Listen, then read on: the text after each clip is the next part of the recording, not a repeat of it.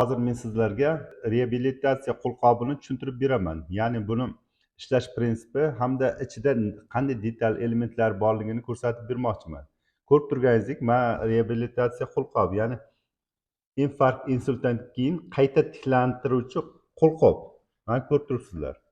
Hozir buni kiyib qanday ishlashini ko'rsatib beraman. Insonni o'sha qo'lini falaj bo'lgandan keyin qayta tiklanish uchun katta yordam beradi bu qurilmamiz.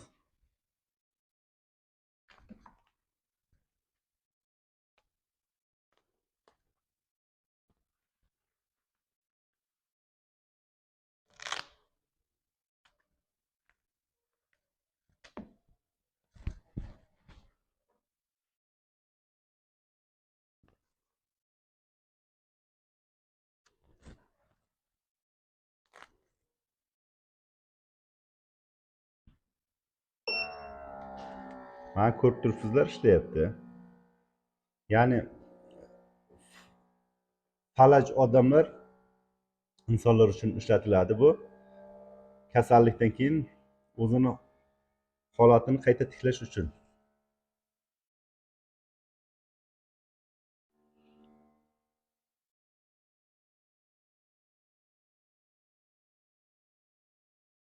Buni istalgan vaqtga ochib, qo'lqopni ochilib yopilishini istalgan vaqtga qo'yishimiz mumkin.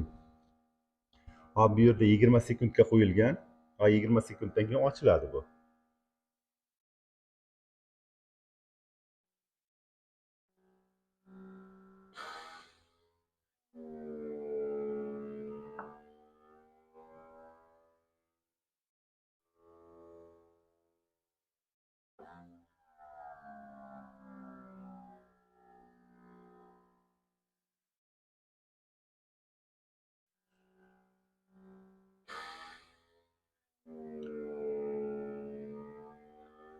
Bu qo'lqopimizni istalgan vaqtga qo'yib qo'yishimiz mumkin. Avtomat tarzda 1 sekund, 2 sekund istalgan vaqtimizda mana ko'rib turganingizdek o'zi avtomat ochilib yopiladi.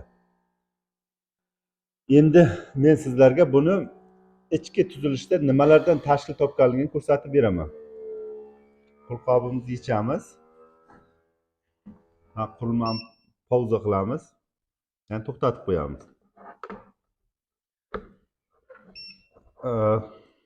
Hozircha tokdan uzib turamiz qurilmamizni.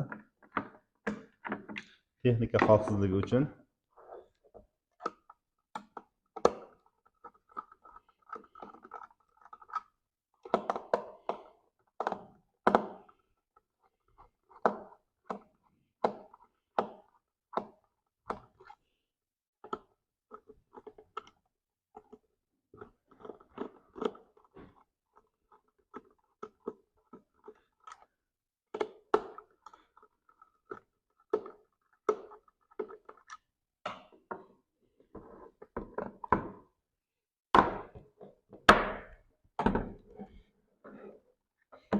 Mana ko'rib turibsizlar qurilmamizni ichini. Bu yerdan keladigan tokimiz mana bu qurilmamizga 220 ulanadi. Bu birdaniga 12 voltga aylantirib beradi.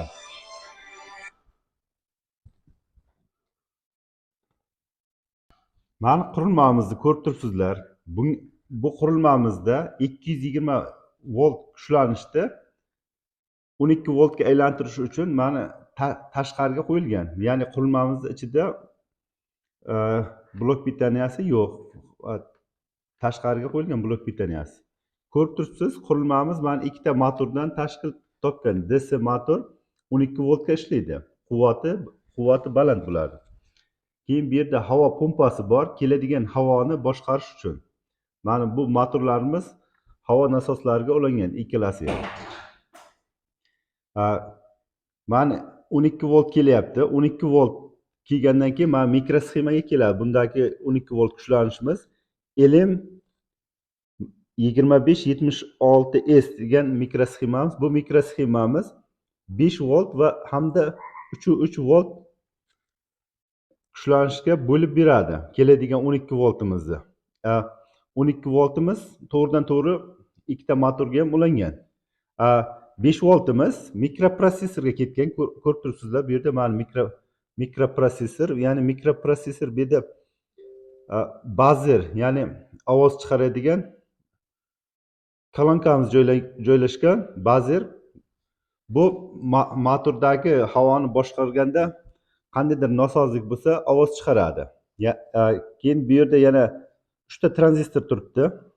Ya'ni MOSFET mana 2208, hamma uchalasi ham bir xil marka. Bular motorni har xil havo jo'natish uchun, boshqarish uchun qo'yilgan. Bu yerda kondensatorlar turibdi. Kondensatorlar keladigan signallarni filtrlash uchun qo'yilgan. Bunga yana qo'shimcha